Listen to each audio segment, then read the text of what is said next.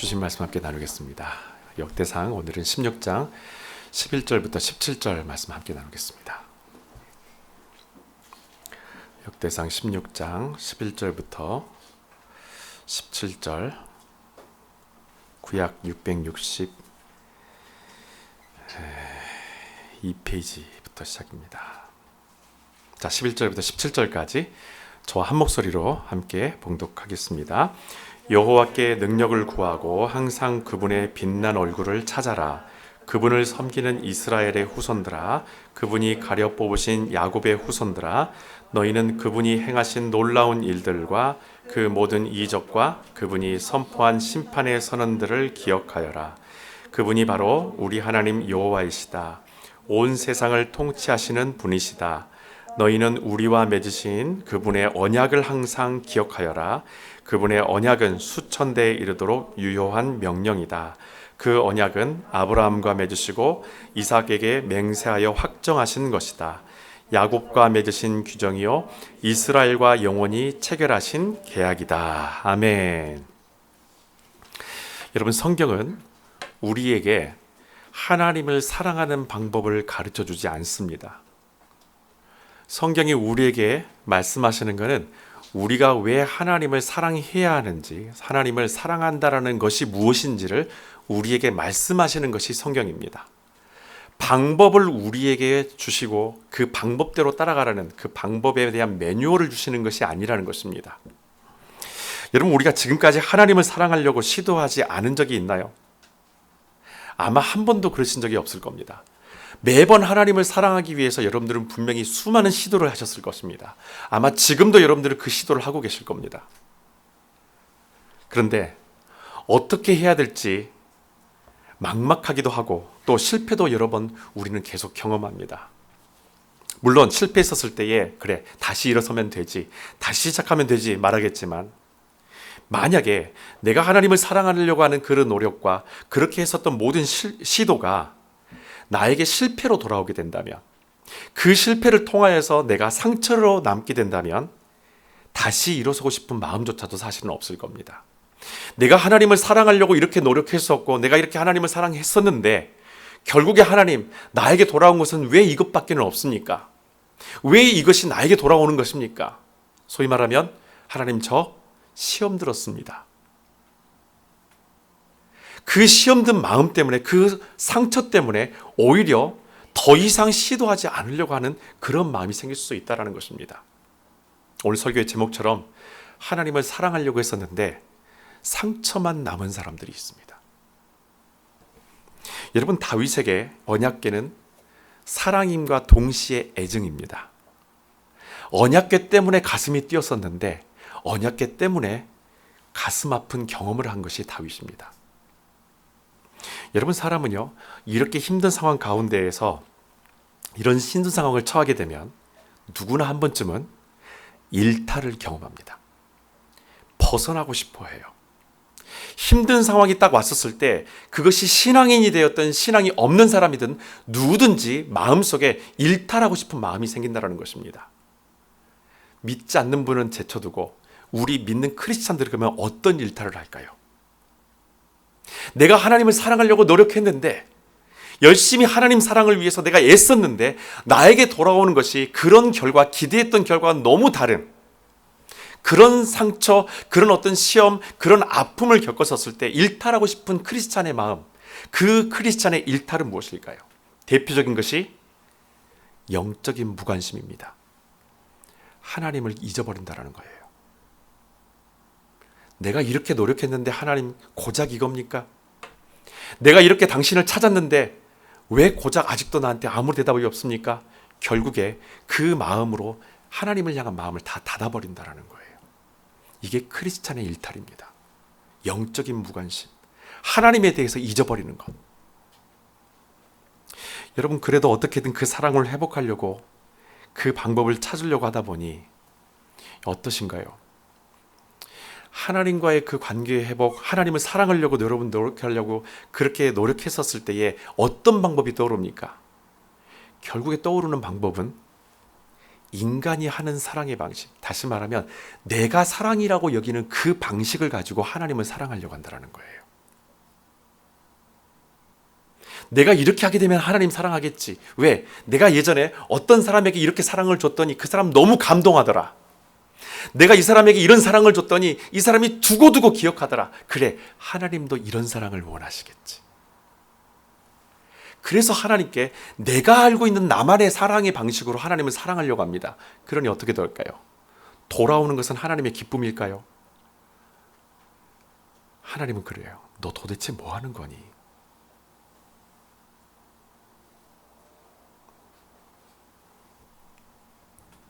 어떻게 하면 내가 그분을 감동시킬 수 있을까? 어떻게 하면 내가 그분을 기뻐하게 하실 수 있을까? 궁리하고 또 궁리합니다. 그리고 계속해서 시도를 해요. 무척 인간적인 시도죠. 여러분, 이 시도를 멈추지 마십시오. 계속 시도하십시오. 잘못된 시도보다 시도하지 않는 것이 우리의 문제입니다. 하나님을 향한 영적인 회복, 하나님과의 관계의 회복, 이 회복을 위해서 아무것도 하지 않는 것이 문제이지, 그것을 위해서 인간적인 방법이 되었던, 내가 알고 있는 사랑의 방법이 되었던, 무엇이 되었든 좋아요. 시도하십시오. 그 시도를 멈추지 마시라는 거예요. 여러분, 하나님은 우리가 시도하는 것 자체를 무시하시지도 않고 그렇게 하도록 지켜봐 주십니다. 계속 한번 던져주시는 거예요. 우리가 노력합니다. 이런 방식으로 저런 방식으로 했었을 때 하나님이 막지 않으신다는 거예요. 왜냐하면 하나님은 언제든지 그 과정 속에서 우리를 만나실 수 있는 분이기 때문에 막지 않으시는 거예요.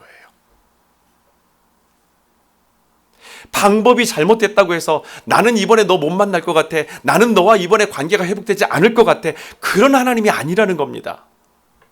하나님은 개의치 않으세요. 인간적인 방법이 되었든 어떠한 방법이 되었든 하나님을 향해서 나아가려고 하는 우리의 발걸음에 대한 모든 시도를 하나님께서는 지켜봐 주시고 기다려 주신다는 거예요. 사랑하는 당신의 자녀가 하나님 그분을 만나러 온다는데 처음부터 야, 그거 아니야, 이렇게 막으실 하나님이 아니라는 것입니다. 우리의 방법이 어찌되었든 여러분, 하나님에게는 그게 전혀 문제될 것이 아니라는 거예요. 저와 여러분이 하나님 앞에 나아가려고 하는, 다시 영적으로 회복하려고 하는 그런 모든 시도들, 하나님을 사랑하려고 하는 모든 시도들 얼마든지 하십시오. 얼마든지. 하나님은 그 과정 가운데 들어가셔서 저와 여러분 안에 하나님을 사랑하는 것이 무엇인지를 분명히 가르쳐 주실 것입니다. 여러분, 만약에 하나님께서 다윗이 언약궤를 갖고 오려고 했었을 때, 처음 가지고 오려고 했었을 때에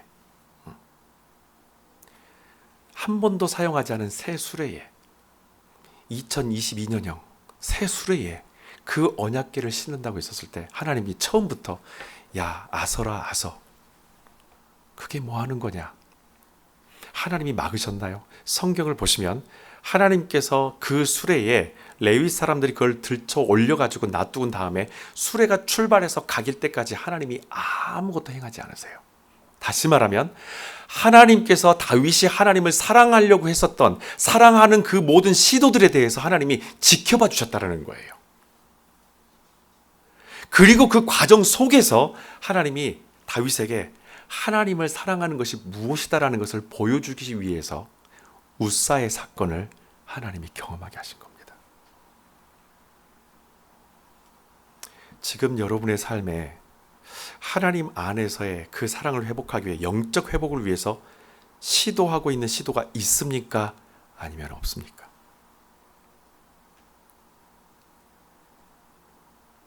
시도 자체를 멈추지 마세요. 하나님과의 영적 관계에 있어서 여러분의 시도의 모든 방법들 괜찮습니다. 계속 밀고 나가세요. 하나님은 기다리고 계시는 거예요. 하나님은 우리가 시도하는 것보다 더 적극적으로 당신 안에서 관계 회복을 위해 일하십니다. 여러분, 언약궤 사건이, 오늘 우리가 읽었었던 이 역대상 16장의 이 말씀은 언약궤 사건을 겪고 나서 3개월 뒤에 다시 언약궤를 결국에는 다윗성으로 들어와요. 들어온 다음에 다윗이 이 모든 과정에 대해서 자기가 겪었던 것에 대한 감사의 찬양시가 오늘 역대상 16장입니다. 어찌 보면 이거 시편입니다. 다윗의 시편과 같은 거예요. 다윗이 이 언약궤 사건을 통해서 다시 회복함을 얻었는데 이 회복함의 과정 가운데에서 브릿지 역할을 했었던 한 가지 사건이 있어요. 그게 바로 뭐냐면 오벳 에돔의 하나님께서 허락하신 축복의 사건입니다. 이 축복의 사건을 통해서 하나님은 다윗이 하나님을 사랑하려고 시도했었던 그 시도 가운데서 하나님을 사랑하는 것이 무엇인가, 하나님을 사랑한다는 것이 무슨 뜻인가를 이 과정을 통해서 오벳 에돔의 가정에 허락하신 축복을 통해서 만나게 하신다는 겁니다. 하나님은 오벳 에돔의 집에 언약궤가 석 달 동안 머물게 하신 일을 통해서 다윗은 다시 언약궤를 자기 성으로 옮길 수 있다라는 확신을 거기서 처음 얻게 돼요. 분명히 언약궤 사건을 통해서 우사가 죽었었을 때에는 이걸 쳐다보고도 싶지도 않았어요. 만지고 싶지도 않고 보기도 싫었다는 거예요.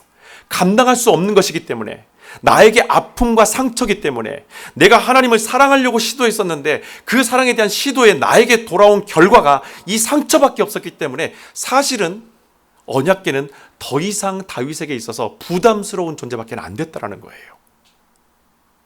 근데 이 언약궤가, 똑같은 언약궤가 오벳 에돔의 집에 3개월 동안 있으면서 그 가정에 축복을 허락하시면서 다윗의 마음이 그때부터 바꿔지기 시작합니다. 이게 하나님께서 우리에게 당신을 사랑하는 것이 무엇인지를 가르쳐주는 방법이에요. 사무엘하 6장 한번 보십시다. 12절 다 같이 함께 읽겠습니다. 오벳 에돔이 법궤를 모시고 나서 온 집안까지 복을 받게 되자 그 소문이 다윗에게 전해졌다. 이것이 다윗에게는 여호와께서 진노를 거두시고 은혜를 베푸시기 시작한 징표로 보였다. 그래서 다윗은 기뻐하며 가드로 내려가서 오벳 에돔의 집에서 법궤를 모시고 다윗성으로 올라왔다. 아멘. 다윗이 어쨌다고요? 오벳 에돔의 집에 들어갔었던 그 법궤를 통해서 그 집안이 복을 받았다는 소식을 듣게 되니까, 그 소문을 딱 듣고 나서 다윗이 다시 이제서야 그 언약궤를 마주할 수 있는 용기가 생긴 거예요. 나에게는 상처였던 걸로 알고 있었는데, 분명히 이걸 갖고 있으면 분노요 저주가 될 걸로 알고 있었는데, 똑같은 언약궤가 어떻게 이 가정에 갔었을 때에 복이 되었었을까? 이 과정을 통해 다윗은 깨닫습니다. 여호와께서 진노를 거두시는 것이구나. 그리고 하나님께서 은혜를 베푸시는 징표가 바로 이 사건이구나. 다시 말하면 내가 하나님을 사랑하려 했던 시도에 대해서 하나님께서 하나님이 나를 사랑하신다는 걸 보여준 사건이 오벳 에돔의 집의 사건입니다.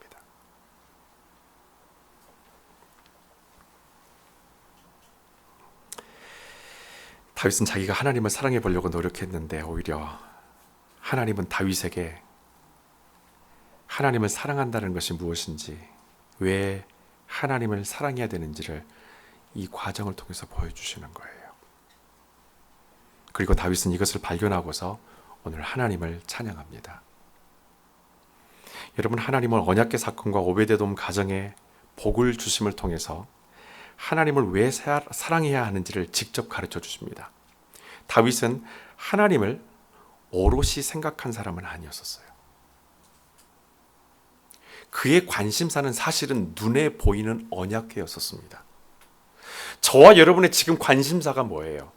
하나님을 사랑한다고 했었을 때, 우리가 하나님을 섬긴다라고 했었을 때에 눈에 보이는 것을 가지고 하나님을 사랑하려고 하십니까? 아니면 주님 하나님을, 그 하나님을, 그분 자체를 지금 사랑하고 계십니까?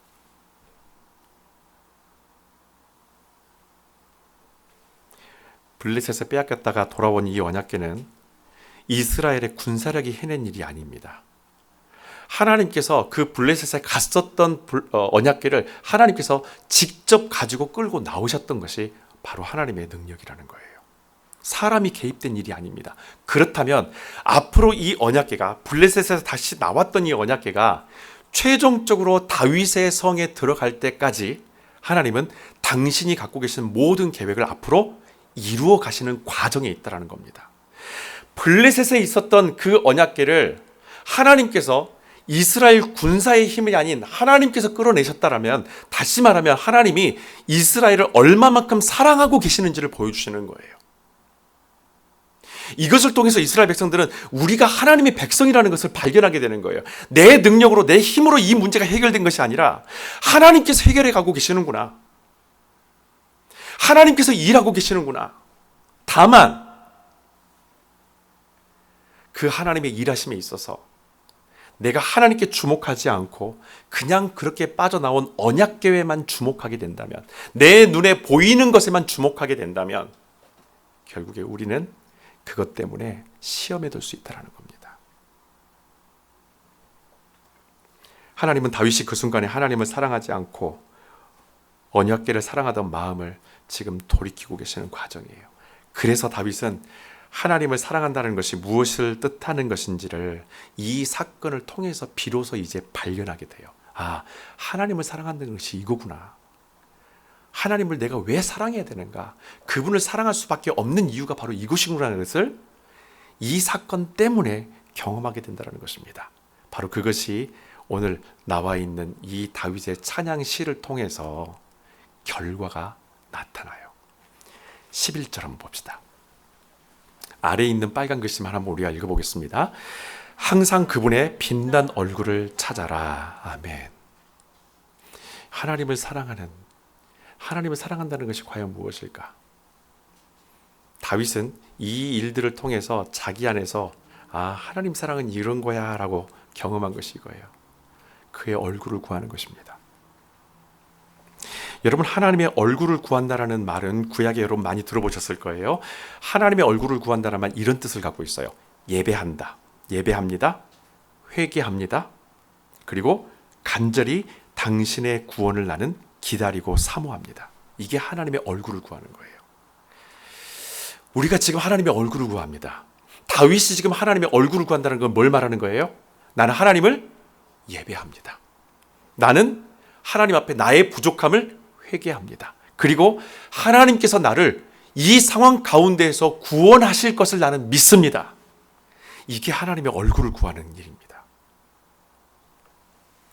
여러분, 출애굽기 20장 5절에 보면 10계명을 하나님께서 이스라엘 백성에게 주시면서 이렇게 말씀을 하세요. 그 앞에 절하지도 말며 섬기지도 말아라. 내 하나님 나 여호와는 다같이 질투하는 하나님이다.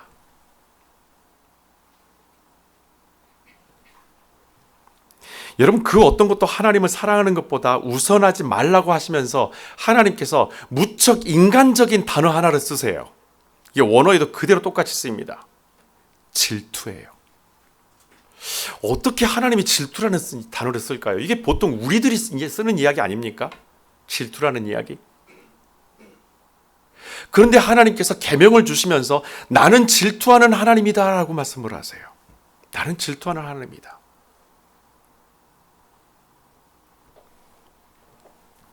하나님의 질투는 우리가 하나님을 사랑하는 것보다 하나님 당신께서 우리를 더 사랑하시기 때문에 등장한 단어입니다. 내가 하나님을 사랑해서 그 단어가 나타난 것이 아니라는 거예요. 이것은 하나님께서 우리를 너무나 사랑하셨기 때문에 그분 안에서 우리에 대한 사랑이, 만약에 우리가 다른 것에 대해서 마음을 쏟게 되고 다른 것에 내 생각을 쏟게 되었었을 때 하나님은 거기에 실망하신다라는 거예요. 질투하신다라는 거예요. 그만큼 저와 여러분을 사랑하신다라는 겁니다. 질투하리만큼. 여러분, 우리가 하나님과 함께 하는 모든 것이 예배이고 그것은 하나님을 사랑하는 사람만이 오늘 다윗의 고백처럼 항상 가능해요. 하나님과의 교제, 만남, 죄의 고백과 용서, 우리 삶의 일터에서의 모든 삶 등등이 모든 것이 하나님을 사랑하는 바로 그 하나님의 얼굴을 구하는 삶이 되어야 된다는 거예요. 그래서 다윗이 되찾은 것이 무엇입니까? 언약궤인가요? 아니요, 언약궤가 아니에요. 다윗이 지금 되찾은 것은 하나님을 되찾았어요. 언약궤를 되찾은 것이 아닙니다.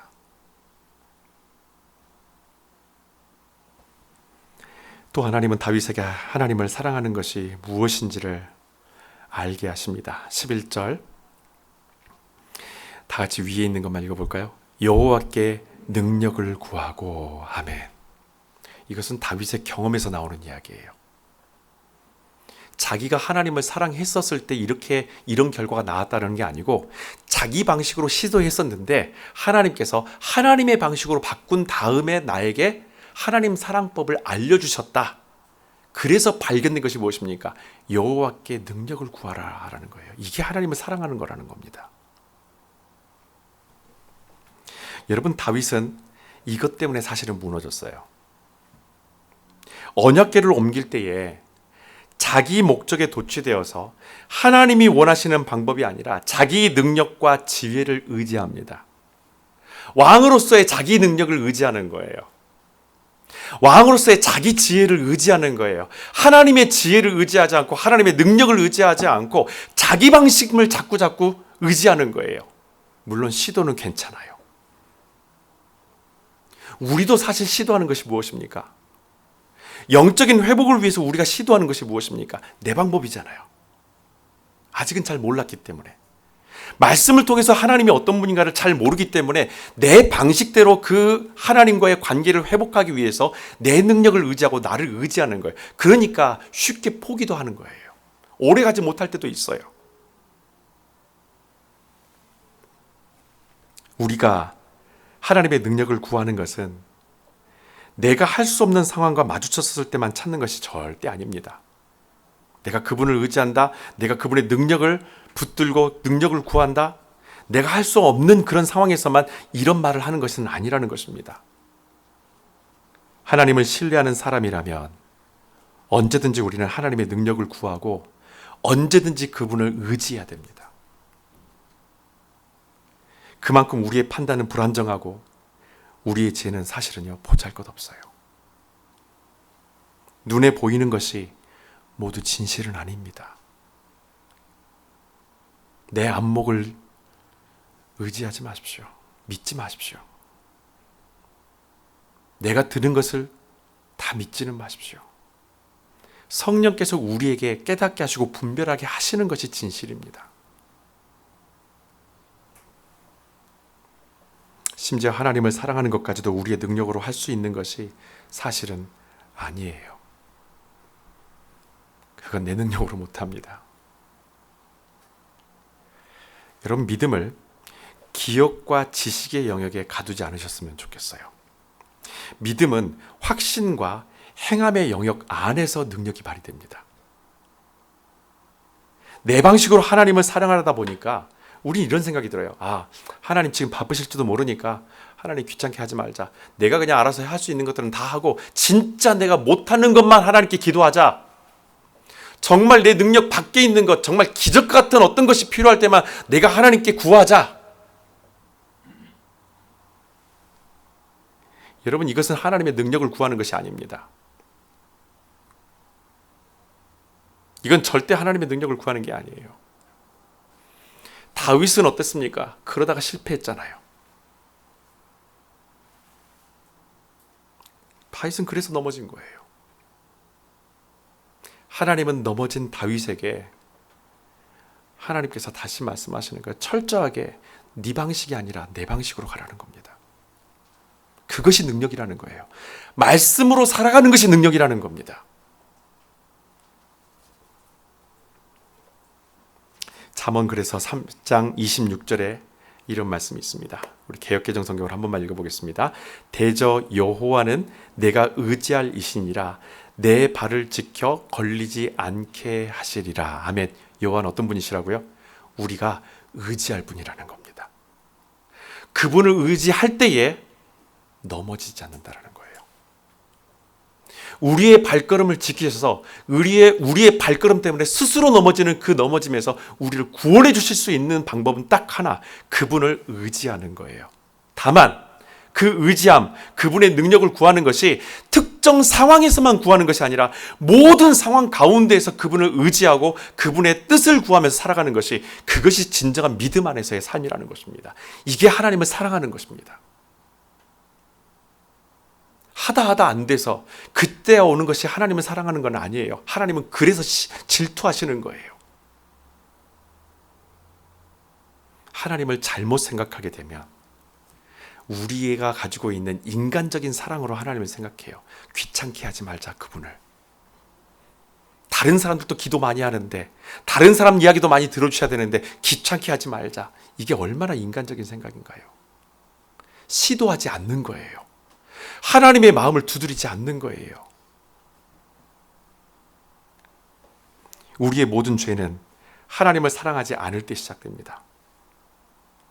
다윗은 이것을 언약궤 사건을 통해서 분명히 깨닫게 된 계기가 되었어요. 그래서 다윗은 하나님을 사랑하는 데 있어서 말씀의 소중함을 누구보다 잘 알고 있었어요. 저는 여러분, 이 말씀을 묵상하면서 여러분들, 우리 성도들을 향한 기도 제목 가운데 이런 마음을 하나님께서 더 크게 불러일으켜 주시는 거예요. 하나님, 하나님의 사랑을 경험하고 싶어하는 우리 성도들이 다윗처럼 상처받고 하나님 앞에 배우지 않게 해주십시오. 굳이 어려움 겪어야만이 하나님을 사랑하는, 굳이 그 어려움에 빠져야만이 하나님을 바라보는 사람이 되지 않게 해주십시오.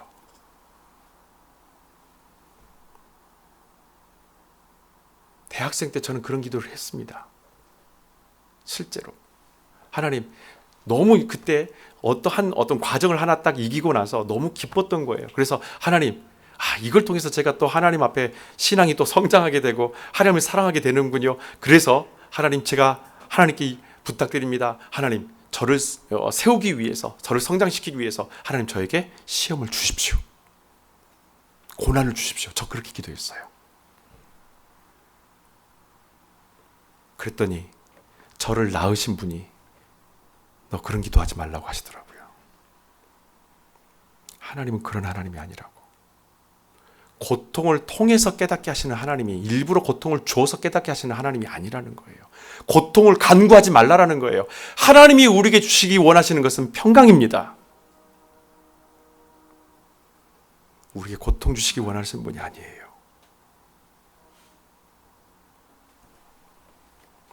12절 13절 연결되어 있는 두 말씀인데 함께 봅니다. 그분을 섬기는 이스라엘의 후손들아, 그분이 가려 뽑으신 야곱의 후손들아, 같이 읽습니다. 너희는 그분이 행하신 놀라운 일들과 그 모든 이적과 그분이 선포한 심판 선언들을 기억하여라. 아멘. 자, 오른쪽에 보시면 개역개정이 있죠. 이거 한 번만 읽어볼게요. 다 같이. 그의 종 이스라엘의 후손 곧 택하신 야곱의 자손 너희는 그의 행하신 기사와 그의 이적과 그의 입의 법도를 기억할지어다. 아멘. 말씀으로 나라를 다스리는 왕의 전통을 다윗은 다시 세우게 돼요. 말씀으로 이 나라를 세우는, 말씀으로 이 나라를 다스릴 수 있는 왕의 전통. 후대에 남왕국 유다에 존경받았던 왕들이 있습니다. 히스기야 왕과 요시야라는 두 왕이에요. 정말 훌륭한 왕들입니다. 다윗을 통해서 이 나라가 어떻게 통치되는 데에 대한 왕의 권위로서의 어떤 하나님 나라 통치 방식이 전통이 되어서 히스기야와 요시야 왕이 똑같이 행했던 것이 있어요. 하나님의 말씀을 발견했었을 때 그 두루마기 말씀을 온 백성들을 다 모이게 만들어서 거기에서 낭독하게 만듭니다. 왕도 듣고 백성들도 같은 말씀을 하나님 앞에 듣게 만드는 거예요. 그래서 이 나라의 통치는 왕이 하는 것이 아니라 하나님이 하신다. 하나님의 나라다. 이것을 이스라엘 백성들에게 깨닫게 해준 것이 바로 그 시작이 다윗 왕입니다. 왕은 이것으로 하나님을 사랑하는 삶, 그 삶이 가져다주는 기쁨을 온 백성들에게 다 나눠줬어요. 그렇게 말씀을 읽게 한 것은 내 백성들이 하나님의 말씀으로 인해서 기뻐해지기를 원하는 왕의 마음이었다라는 거예요. 얼마나 행복했겠습니까, 여러분? 하나님은 다윗이 하나님을 온전히 사랑하길 바라셨죠. 그래서 이 언약궤 사건은 우리가 왜 하나님을 사랑해야 되는지를 다시 한번 깨닫게 합니다. 마지막 15절 함께 읽겠습니다. 다 같이. 너희는 우리와 맺으신 그분의 언약을 항상 기억하여라. 그분의 언약은 수천 대에 이르도록 유효한 명령이다. 아멘. 세 번째, 다윗이 하나님을 통해서 배운 하나님 사랑. 자기가 노력해서 배운 것이 아니라 오히려 하나님께서 자기 가르쳐 주신 다윗아, 나 사랑하는 것은 이렇게 하는 거야. 하나님께서 가르쳐 주신 것은 이거예요. 그분의 언약을 항상 기억하고 그 신실하신 하나님을 사랑하는 것. 이것이 하나님을 사랑하는 것이라는 겁니다. 자, 여러분, 언약이라는 게 뭐예요? 성경에 나와 있는 언약이 뭡니까? 쌍방간의 합의에 의해서 이루어지는 것이 아니에요. 하나님께서 전적으로 주도하셔서 맺으신 것이 바로 언약입니다. 저와 여러분들이 하나님 앞에서 하나님이 야, 조 목사야, 내가 너랑 언약을 할게. 너도 조건을 제시해. 나도 조건 제시하니까. 여러분, 이건 언약이 아니에요. 구약에 나와 있는 하나님께서 자기 백성에게 주신 언약은요, 철저하게 하나님이 구상하시고 하나님이 기획하시고 목적하시고 하나님께서 일방적으로 선포하시고 약속해버린 것이 그게 언약이에요. 우리 편에서는 어떠한 조건도 어떠한 것도 제시할 수 없는 언약이 하나님께서 이스라엘 백성들에게 하신 언약이라는 것입니다. 그럼에도 이 언약은 백성들의 입장에서요, 전혀 불평할 것이 아니었다라는 거예요. 왜냐하면 우리랑 상의도 없이 하나님께서 언약하십니까? 우리도 상의도 없이 하나님 613가지 되는 율법을 우리에게 주셔서 지키라고 하십니까? 불만 가질 일이 아니었다라는 겁니다. 이유는 간단해요. 하나님이 처음부터 일방적으로 맺으신 언약이기 때문에 이 언약에 대한 책임이 우리한테 있을까요? 하나님께 있을까요? 그건 하나님께 있는 거예요. 그건 전적으로 하나님께 있는 거예요. 우리 실수해도 괜찮아요. 시도했다가 넘어져도 괜찮아요. 실패해도 괜찮아요. 하나님께서 우리의 하나님 되신다고 처음부터 약속하셨고 그건 일방적인 약속이었기 때문에 모든 우리 안에서의 실패는 결국 하나님 안에서의 책임으로 돌아간다는 겁니다. 그래서 하나님께서 하신 일이 뭐예요? 오벳 에돔의 집에 축복을 주셔서 다윗이 언약궤가 그런 나쁜 것이 아니다. 너에게 저주를 위해서 준 것이 아니라는 것을 보여주신 거죠. 책임지신 거예요. 그래서 다윗은 그 언약을 신실하게 믿고 나아가는 거예요. 맞아. 이게 하나님 사랑하는 거구나. 그분의 약속을 내가 기억하고 약속 안에 살아가는 것이 그게 하나님을 사랑하는 것이구나. 우리가 언약을 성실히 지키지 못할 경우에도 하나님은 우리를 보호하시고 하나님은 계속해서 은혜를 베푸십니다. 그래서 다윗은 언약궤와 자신과의 관계 이전에 하나님과의 관계가 잘 세워져 있었어야 됐다는 거예요. 사실 다윗의 관심사는 처음부터 언약궤였습니다. 하나님은 아니에요. 우리의 마음이 지금 관심사가 무엇입니까? 하나님이 되어야 돼요. 언약궤가 아닙니다. 언약궤는 어느 시점에서 사라지게 돼 있어요. 영원하지 않아요. 영원한 것은 하나님밖에 없어요. 그래서 하나님께서 다윗에게 영원한 하나님을 기억하게 만드신 사건이 언약궤 사건입니다. 내 상황보다 하나님과 나의 관계를 먼저 풀어야 합니다. 이것을 하나님께서 풀게 해주기 때문에 다윗은 다시 오늘 언약궤 앞에 섰게 되었고 그 언약궤를 기쁨으로 다윗의 성에, 자기 성에 모셔올 수 있었던 거예요. 여러분, 우리 모두는 하나님 앞에 죄인이라는 것을 알면서도 사실은 막상 그 자리에서 인정하고 싶지 않을 때가 많아요. 여러분, 죄인이라는 말을 여러분 듣게 되면 기분이 좋습니까? 별로 안 좋을 거예요. 당신은 죄인입니다. 당신은 정말 죄인입니다. 진짜 죄인입니다. 정말 그렇게 기분 좋은 이야기는 아닐 겁니다. 조금이라도 내가 아닌 다른 어떤 과실이 있지 않을까 본능적으로 사실은 물러서고 싶어하는 것이 인간의 본능이에요. 나는 죄인? 그래, 나는 인정을 하는데 나만 잘못했어? 하나님도 이거 잘못한 거 아니야. 내가 하나님 사랑했었는데 하나님 이렇게 하셨으면 하나님도 과실이 있는 거 아니야. 7대3 9대1 이게 인간의 마음이에요. 죄인이고 싶지 않은 것. 그렇기 때문에 여러분, 우리가 죄인임에 틀림없습니다. 이것을 어렵지 않게 인정하면 하나님을 사랑하는데 훨씬 더 가깝게 다가설 수 있어요. 여러분, 죄인이라는 그 말에 대해서 지금부터 여러분에게 평안함을 제가 하나 드릴게요. 죄인은 결점은 있지만 나쁜 사람은 아니에요. 우리 부족한 거는 인정해요. 근데 하나님이 우리를 나쁜 사람이라고 얘기하지 않아요. 그래, 너의 그건 부족함이야. 너의 연약함이야. 내가 알아. 왜? 내가 너를 만들었잖아. 우리가 결점이 있다고 해서 하나님은 우리를 나쁜 사람 취급하지 않습니다. 그게 죄인이에요. 영국의 프레드릭 마이어스 목사님이 설교 가운데서 이런 얘기를 했어요. 인생의 큰 비극은 응답받지 못한 기도가 아니라 드려지지 않은 기도다. 우리 인생의 가장 큰 비극이 내가 지금까지 아무리 기도해도 응답받지 않았던 그 기도가 아니라 기도조차도 하지 않는, 드려지지 않은 그 기도. 내 능력으로 해보려고, 내 의지로 뭔가 해보려고 했었던 바로 그 드려지지 않았던 기도. 결국에는 한 페이지도 넘어가지 못했던 그 기도의 목소리, 바로 그것이 비극이라고 얘기를 해요. 여러분, 우리 하나님께 기도합시다. 우리 하나님께 기도합시다. 하나님의 뜻을 구하기 위해서 늘 기도했던 다윗처럼 주님을 사랑하는 것도 내 자신을 의지하지 말고 여러분 기도하십시오. 기도는 하나님 사랑을 회복하기 위한 죄인이 갖는 최고의 겸손입니다. 다시 그 기도의 자리로 나아가서 내가 상처받았다고 생각했던 것들이 과연 그것이 상처인가?